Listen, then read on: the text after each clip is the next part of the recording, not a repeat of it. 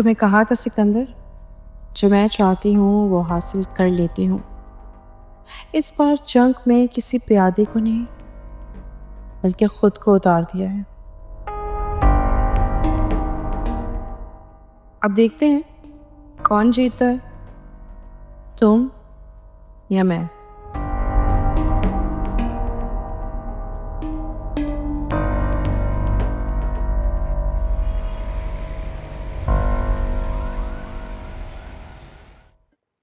बहुत गलत हुआ। नेक्स्ट मंथ जितने भी चैरिटी इवेंट्स थे सबके सब मंसूख कर दिए गए। सोचा था इस बार अच्छी कवरेज मिल जाएगी, लेकिन उल्टा नुकसान ही उठाना पड़ा। कोई बात नहीं, बस गलतफहमी थी, दूर हो जाएगी।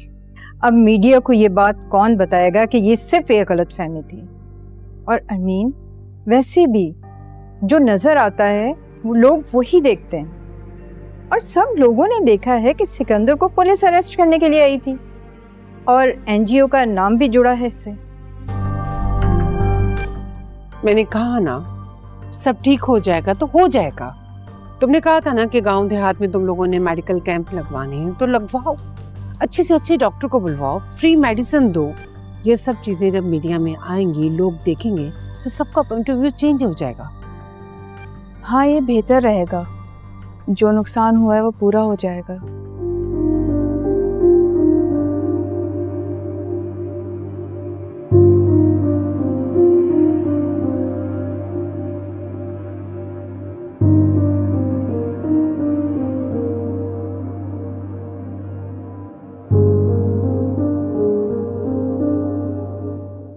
अरमीन, तुम इतनी अक्लमंद हो, फिर तुमने इस जैसी लड़की की शादी हमजा से होने कैसे दी?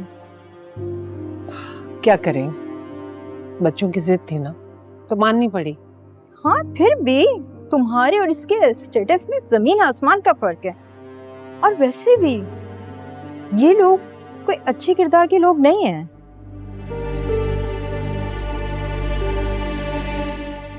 क्या मतलब? तुम्हें पता है, मेरी मेड बता रही थी नौशी, ये उसी के महल्ले में रहती थी।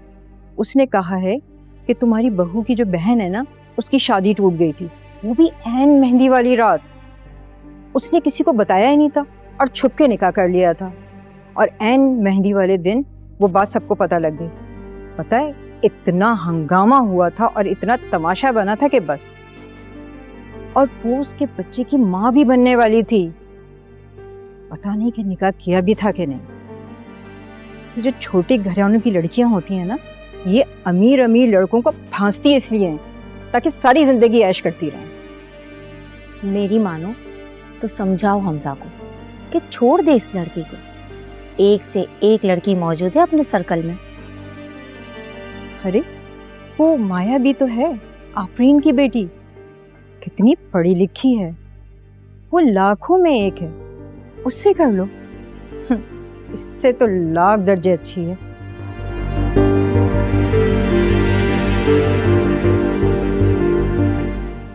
बेबी जी, चाय का सामान तैयार है, लाइन मुझे आपसे बात।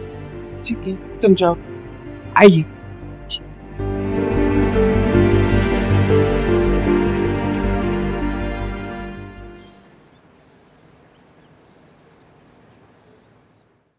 आइए uncle. Oh, welcome, sir. Welcome. Wait.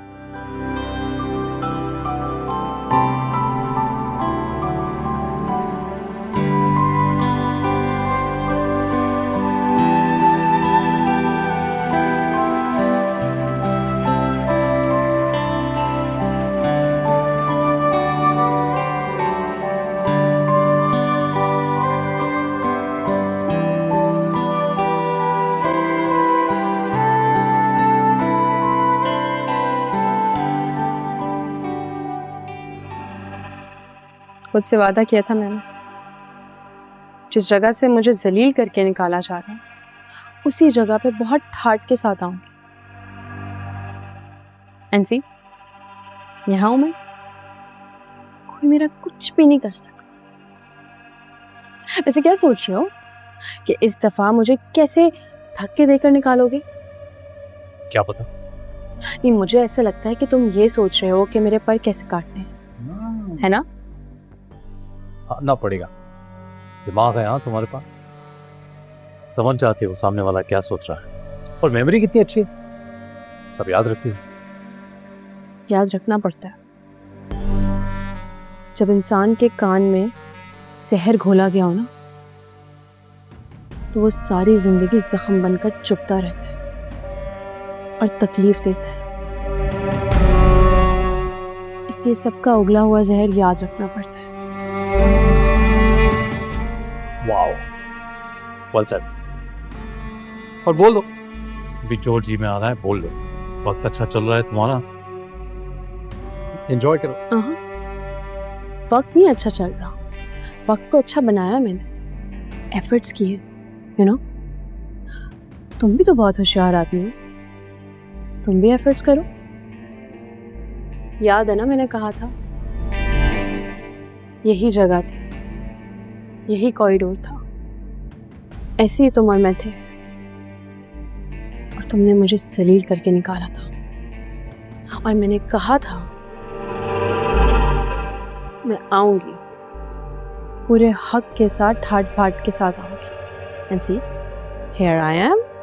तुम कुछ भी नहीं कर सके मेरा, कुछ भी नहीं कर सके, बल्कि इस्तकबाल करने के लिए यहाँ मौजूद थे पहले से। ट्रू, आई एग्री, कहा तो था तुमने। Well done, congratulations.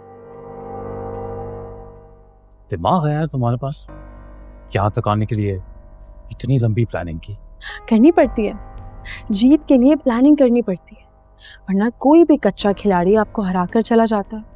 हाँ, पता है, बाजी वही होती है जो फेयर तरीके से जीती जाए।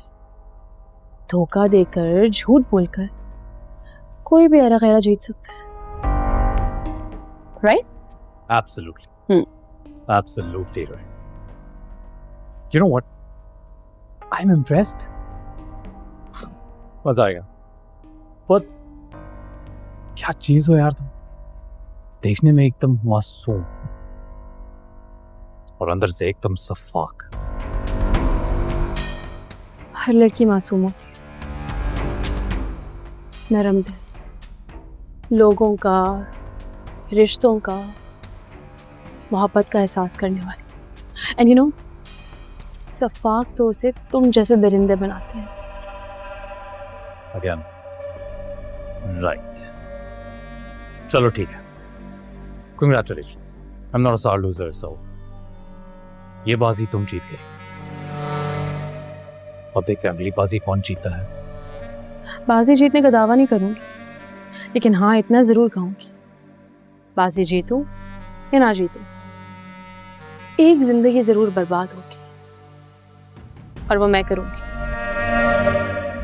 तुम भी देखो, मैं भी देखूंगी, और सारा जमाना भी देखेगा।